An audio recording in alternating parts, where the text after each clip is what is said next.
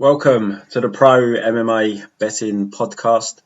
So we're going to break down UFC 260, guys, as we always do.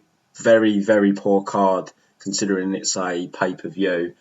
One of the weaker pay-per-view cards I can recall in recent memory. It's not even a great betting card, in my opinion. I don't like it from a betting perspective either.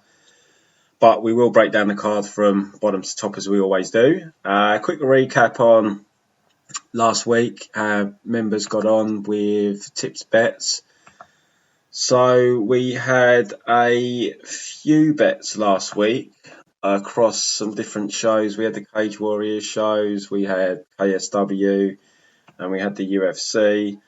So we had 2 units on Paul Hughes in Cage Warriors. I tried to tip the line at minus 120. It quickly got bet down. So whoever got on at a good line, great. I mean, it came in either way, but minus 120 was where I really saw the value. But there's such low liquidity on events like Cage Warriors, etc. The line, it only takes a few bets to move the line astronomically.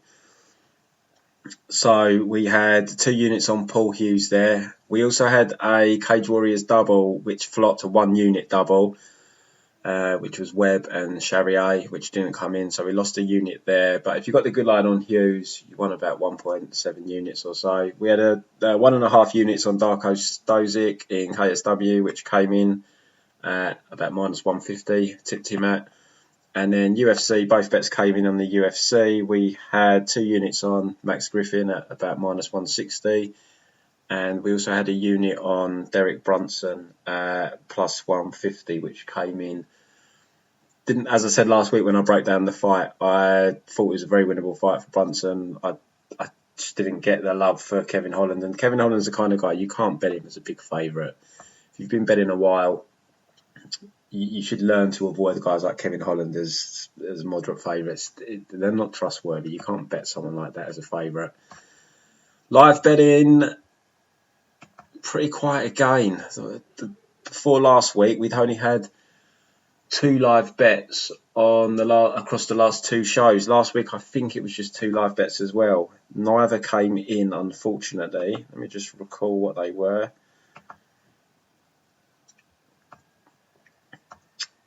I took Leo Santos for a unit after round 2 at plus 120.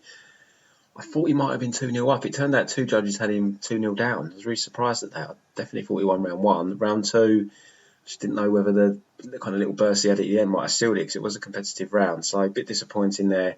And then we took a unit on Marion Renault after round 1 at about plus 137, which didn't come in either.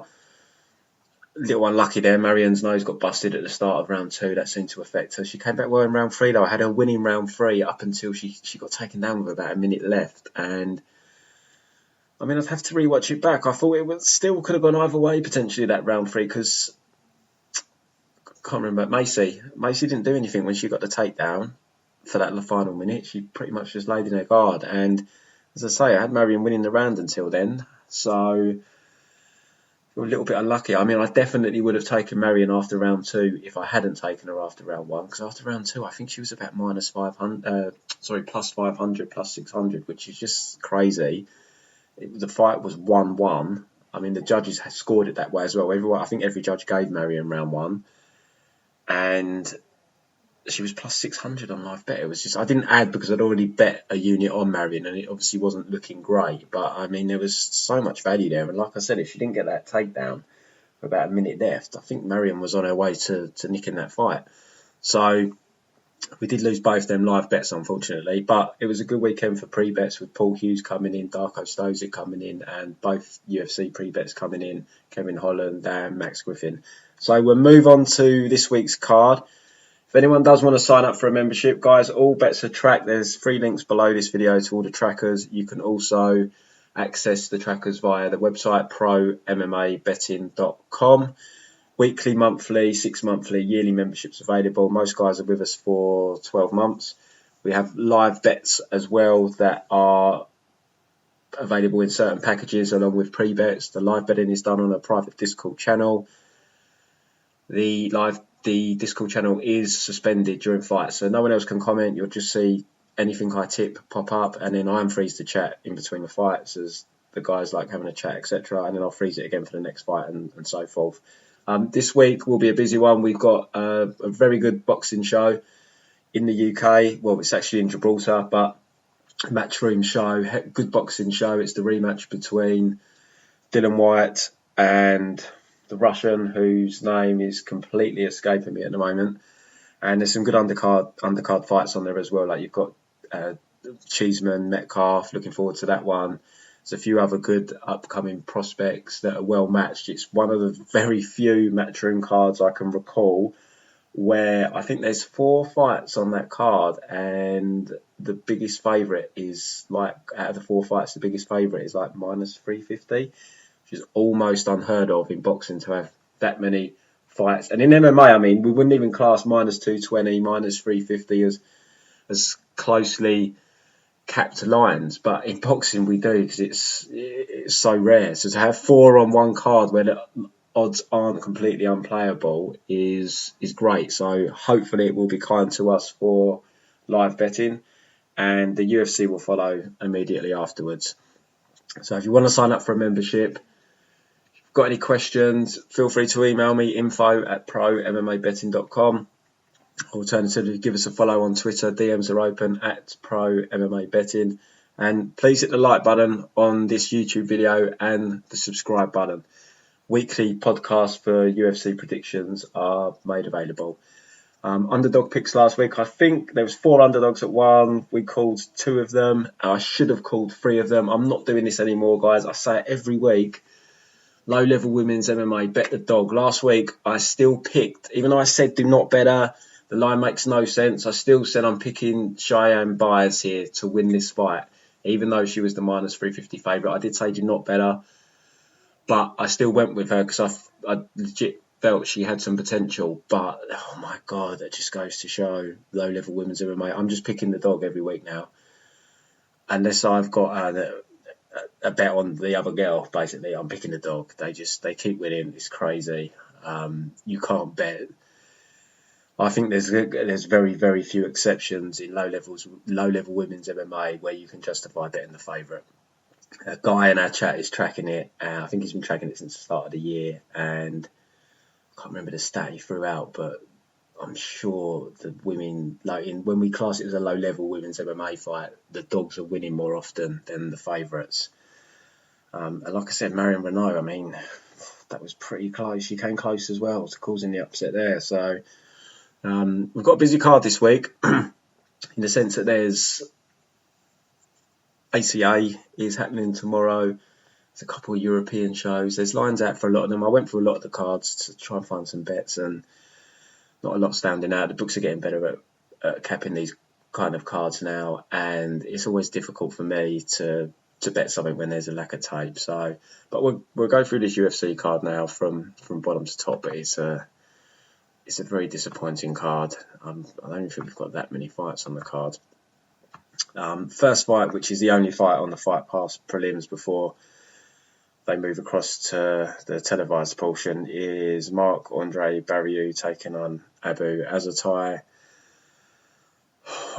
I wanted to bet Mark here if he went to underdog status. It doesn't look like it's going to happen now. The line did come in, but now it's gone back out again. So I'm not betting him as a favourite. I did bet him against Pierre Trotter as a dog. I'd bet him here if he was the dog, but I'm not betting him as a favourite. Abu is the kind of guy I love to fade. He's fought very infrequently. He's not fought for a number of years. His style is all about winging wild hooks. He's a strong physical guy, but he slows down. I can see his power maybe making Barriault a little bit hesitant at first. I can see him throwing a lot of volume. I see Barriault kind of taking over as the fight goes on, but I can just see this fight being 1-1 going into round 3, and I can see this decision going either way. I think it's going to be a close fight. Abu was taken down very easily by Miranda. He didn't look good on the bottom against Miranda. If Miranda fought with higher fight IQ, he would have won that fight, but he kept trying to go to mount and stuff. I say this every week on the Discord. when the fights are going on and I've got the chat suspended, I'm like, no, don't go to mount. Unless you're a really good jiu-jitsu guy, you just can't go to mount because you lose position. And this is exactly what happened to Miranda a couple of times, and it ended up costing him the fight. And the worst thing is, if you go to mount and lose position, a lot of the time you end up on the bottom. So he just made some critical errors in that fight. Otherwise, he could have won it. He didn't like standing with Abu, though. You can see Abu, even though he is wild and wing stuff, he does throw with intent. But Mark's a tough guy. I don't think he's ever been KO'd. He's only lost by decision. He's just a little bit slow and lumbering. He spent 4 weeks at Sanford. 4 weeks. I can't really see what 4 weeks he's going to do, but it's a step in the right direction for him. So I'm going to pick Barrio, but it's a no bet for me. I could only bet him here as the underdog. I think the plan will be to pressure Abu. He'll have to cover up when he tries to wing. I think he might even try and mix in takedowns here, Barrio. And like I said, in that Miranda fight, taking the defence from Abu wasn't great. I think you've just got to push a high pace. Take a few risks because Abu will wing shots, but you've got to stay in his face, make the guy gas. He's not going to like being pushed back. So I'll go with Mark, but I can just see it going either way. Split decision wouldn't shock me, and I just can't pull the trigger on Mark as a favourite, unfortunately. So I don't expect that line to come back the way I wanted, so it looks like it will be a pass fight for me.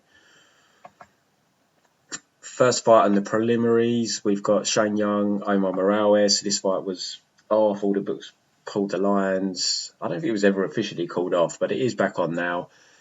Shane Young's coming back from that bad knockout loss to Klein. Before that, he got wins against Austin Arnett and Rolando D. I bet Shane Young in both them fights, and he made me sweat in both of them. He's just got that style, likes to get in your face, likes to be in the pocket, but he's very hittable. He trains out of city kickboxing, but he's, in my eyes, one of the guys they've got in the UFC, besides the light heavyweight guys. He's a lower level guy compared to the other guys they have. He's just, he's tough. He'll get in your face. He'll bring a fight, but just nothing stands out. He's got decent boxing, but he's a little bit slow. He's very hittable. He's not really got massive power. He's more of a volume striker. All those guys are generally strikers, and Shane's no different. But he's just a step down. And like I said, he made hard work at the D fight. He made hard work at the Arnett fight. Took a loss in his debut on very short notice to Volkanovski. But he's well trained, as you'd expect from those guys. He can go 3 rounds. He's got good cardio. And he's going to try and get in Omar's face. His way to win this fight is by out-voluming Omar. But Omar presents some different problems to what he's faced before, besides the Klein fight, in that he's more of a kickboxer. Rolando D, Austin Arnett, pure boxers, which suits someone like Shane Young, who's happy to get in the pocket and bang. Omar Morales will be more kick-heavy. He's faster than Shane Young. I just think it's a tough fight for Shane Young. I think Omar's going to kickbox him basically and win probably a decision.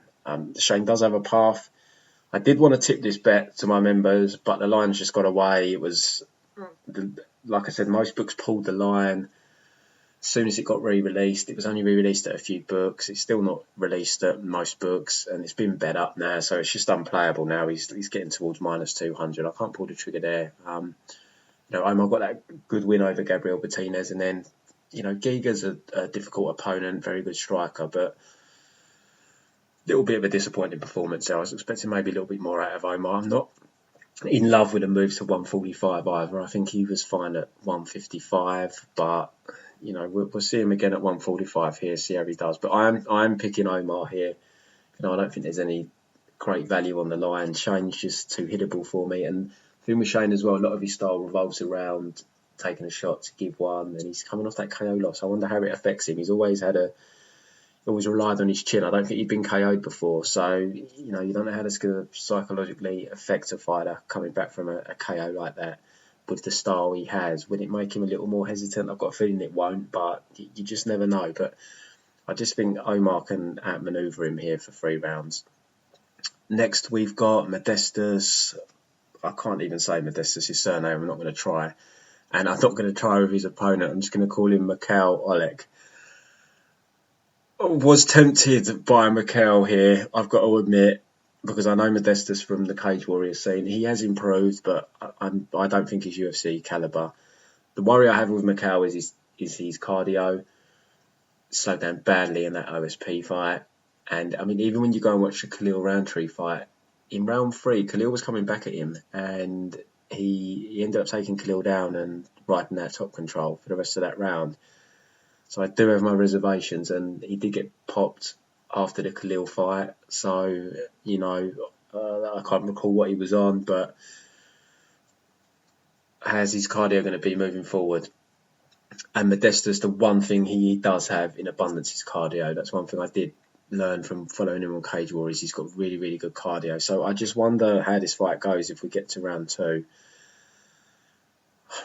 I'm still going to pick Michał because I think he's got the highest ceiling. I think he is, you know, he's shown that he's UFC quality, at least to some extent, whereas Modestas got that win the first time, but it was a bit of a weird one. It was a very close first round, and then were they legal, weren't they illegal elbows and a weird stoppage, and then he's coming off a quick loss to Jimmy Crute, which is no shame in that. I mean, Michał lost to Jimmy Crute in round 1 as well. Jimmy Crute is a very promising fighter, but I'm going to pick Michał here, but I can't bet him. And if you're a live bettor, definitely keep an eye on Michał's gas tank, and if it does go past round 1.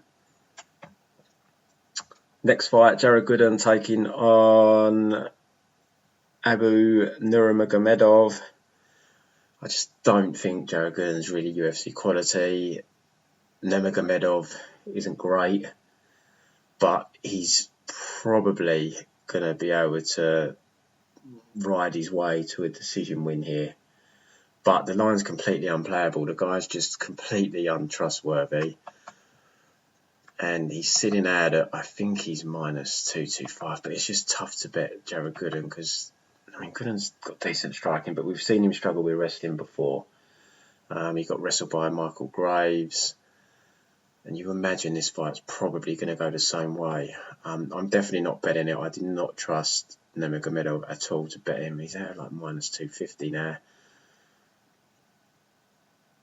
At some books, still he's I guess average is like minus 225. Gooden plus 200. I mean, it looks a set-up fight for Nurmagomedov, especially being in the smaller cage. He's going to be able to wrestle Gooden, but I don't trust the guy. I don't trust him. No, I don't trust Gooden either, to be completely fair. Look, I think personally it's dog or pass now. Gooden could come out and get just wrestled for 3 rounds, and you know, it'd be a very comfortable win for Nurmagomedov, but no, I can't bet that guy at that price. You know, he was a big favourite against Zawada. He took him down, and then he ends up getting triangled by Zawada. I mean, not a good look. And then, you know, he got choked out on PFL by Pavel Kush. I didn't go back and watch the Bojan fight, but draw there. I'm going to pick Gooden. Sorry, I'm not betting it, but I just can't. There's no way I can bet Nurmagomedov as a minus 250 favourite. He's got to show something. I mean, he's lost 2 of his last 4. 1 was a draw. He's got 1 decision win over Westin. So, you know, you look through his record, beating a few names that I know of, like, you know, John Howard would have wrestled him. I expect him to wrestle his way to a win here, but no way I'm trusting him. And at those odds, I think it's a bit too wide. So let's go with Gooden to land the knockout blow, but I'm definitely not betting it because I don't think Gooden's UFC quality, and I don't really think Nurmagomedov is either. So let's just go with the underdog on that one. Next, Alonzo Menifield taking on Fabio Cherant. This one's been put together very late notice for Fabio. Literally got the fight, I think, last couple of days. Alonzo I'm not sold on. He looked terrible against OSP. Was getting picked apart, just couldn't get near him, and then he got knocked out. I remember I bet him against Paul Craig, and you know, I was sweating a little bit. He didn't go out and blow him away.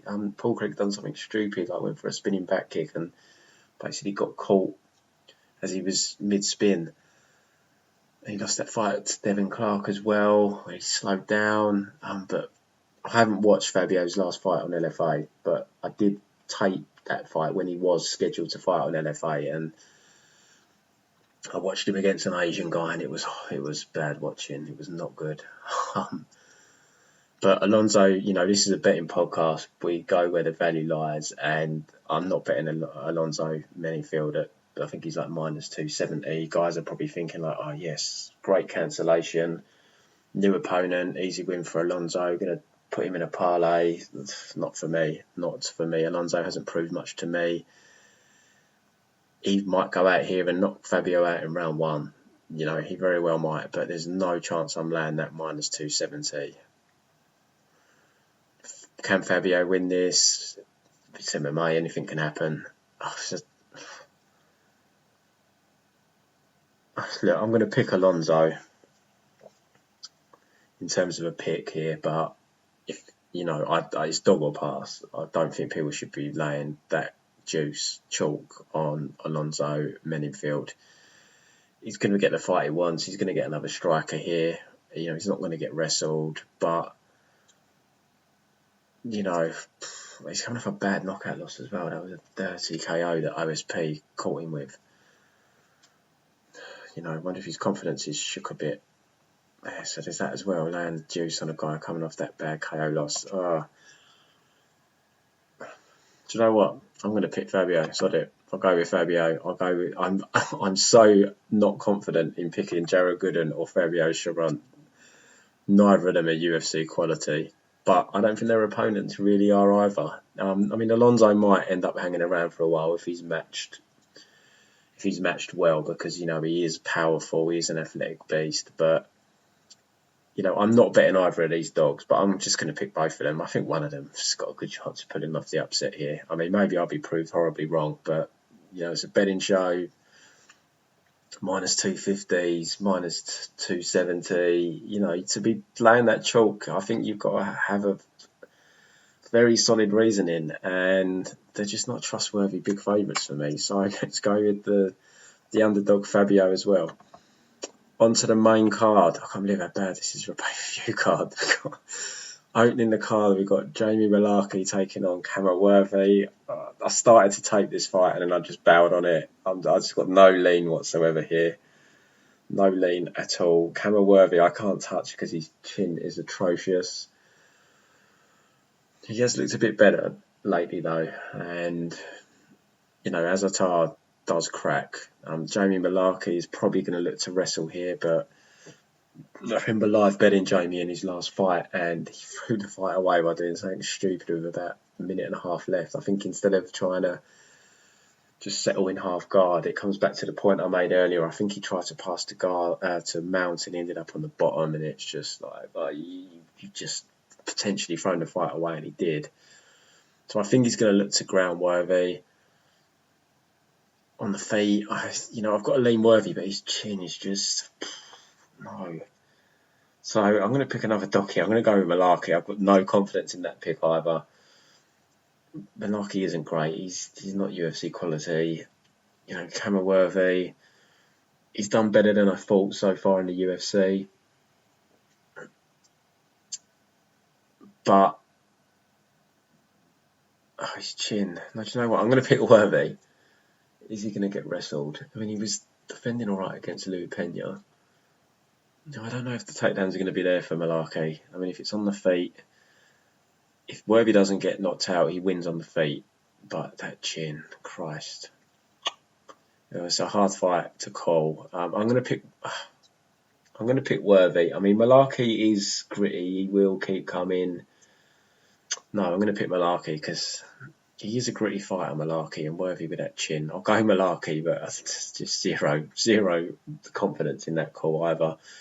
Gillian, Robertson, Miranda, Maverick. So this fight was meant to happen the other month. If you want the detailed breakdown, go back to the card it was originally scheduled for. I'm sure I would have broke it down then.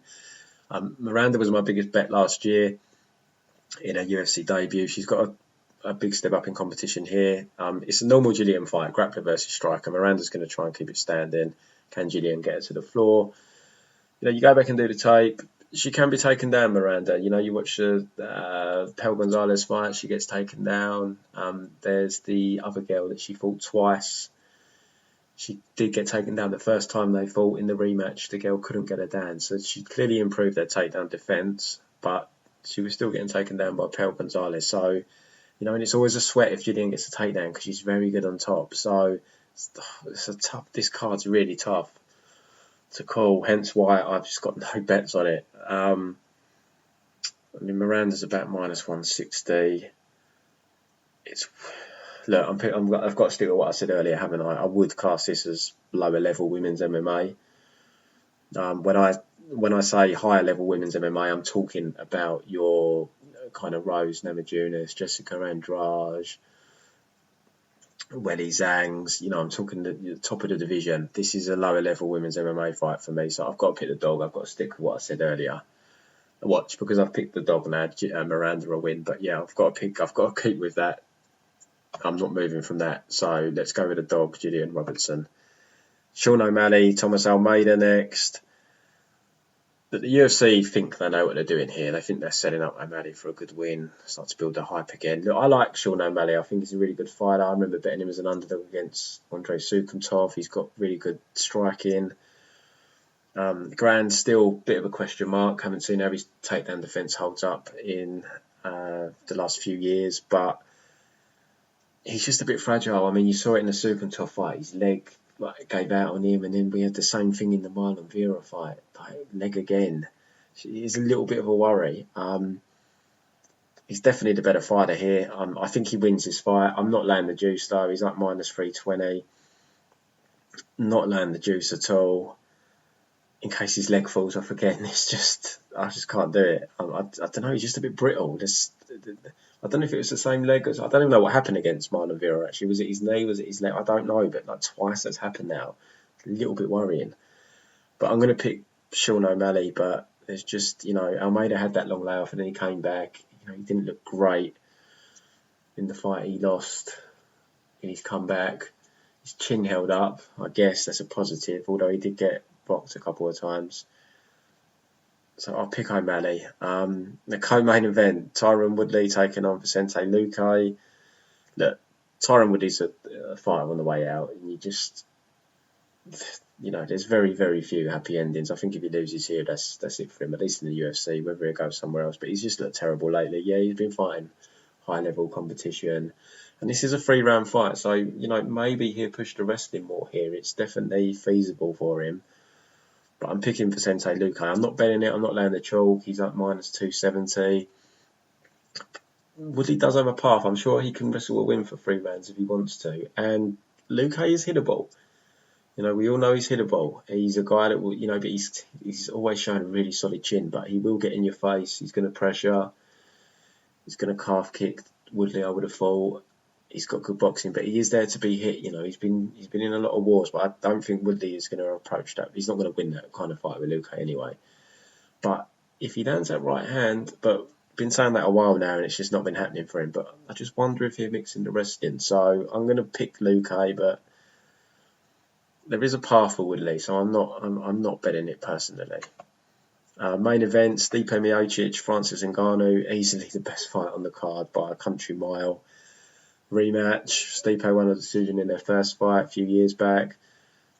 Hard fight to call. What improvements has Francis made? That is the big question. Can he deal with the wrestling of Stipe? Is he going to gas out? I mean, you look at Francis's record, and ever since he had the fight with Stipe, he's barely been out of round one. He's been knocking everyone out in round one, and then you had the Derek Lewis fight, which did go 3 rounds, and it was just shockingly bad.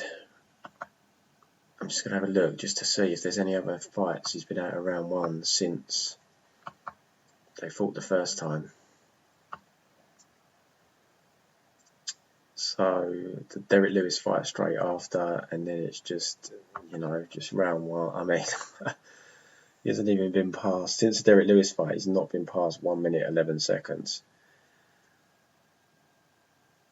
When he has been past round one, he lost to Stipe, he lost to Lewis.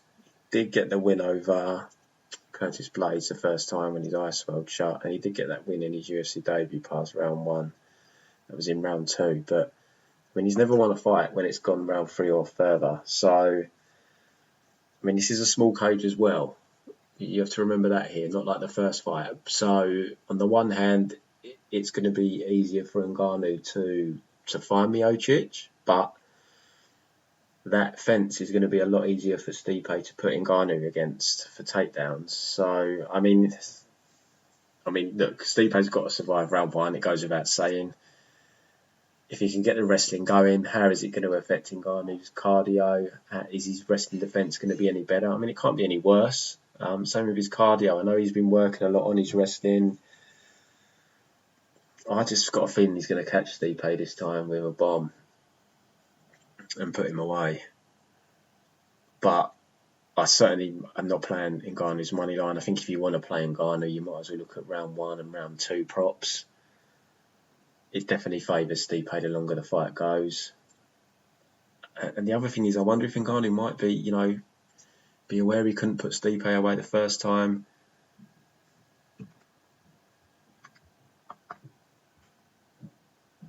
I just wonder how he's going to approach the fight, because if he comes out like he did last time, swinging, and he doesn't get the knockout early, he could gas out again. So he's in a bit of a difficult situation in that he's got to assess the fight as a 25-minute fight and fight accordingly.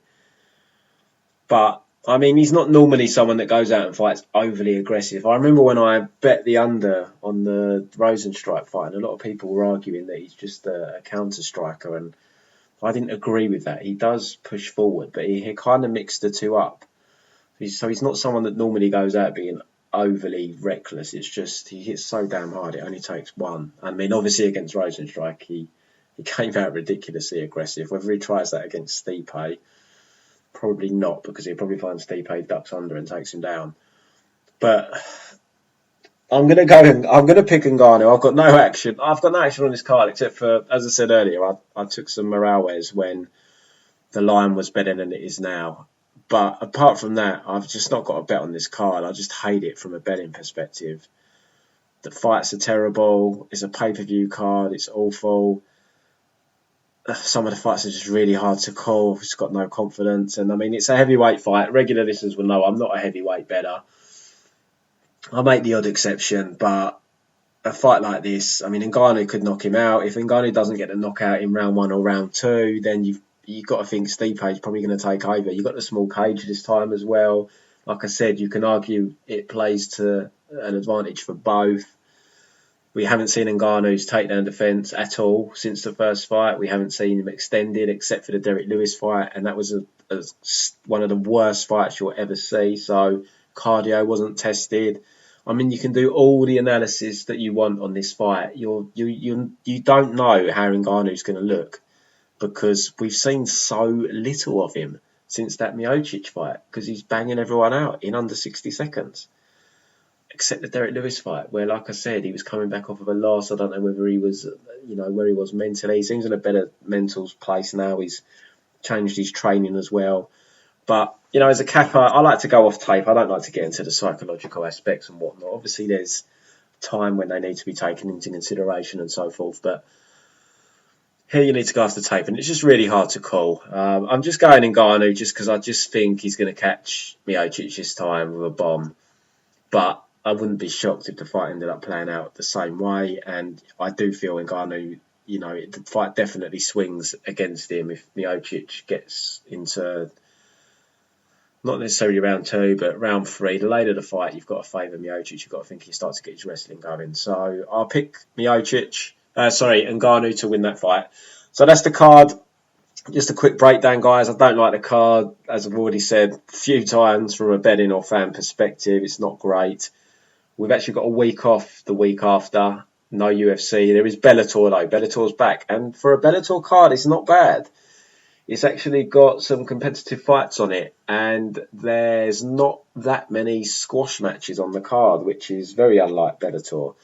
Probably just because it's the first card back. I'm sure we'll start to see some of the normal Bellator squash matches. But it's a decent card, actually, so I'm quite looking forward to that. I've had a look at it tape-wise, so I'm waiting for the lines. But we'll be back in a couple of weeks for, I think it's the Darren Till Vittori main event, which I'm looking forward to that fight, even though Darren Till is extremely frustrating to bet.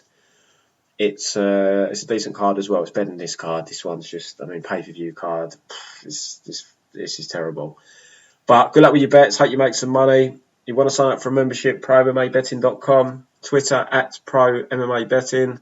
Hit the like and subscribe button, and I'll be back in a couple of weeks. Cheers, guys.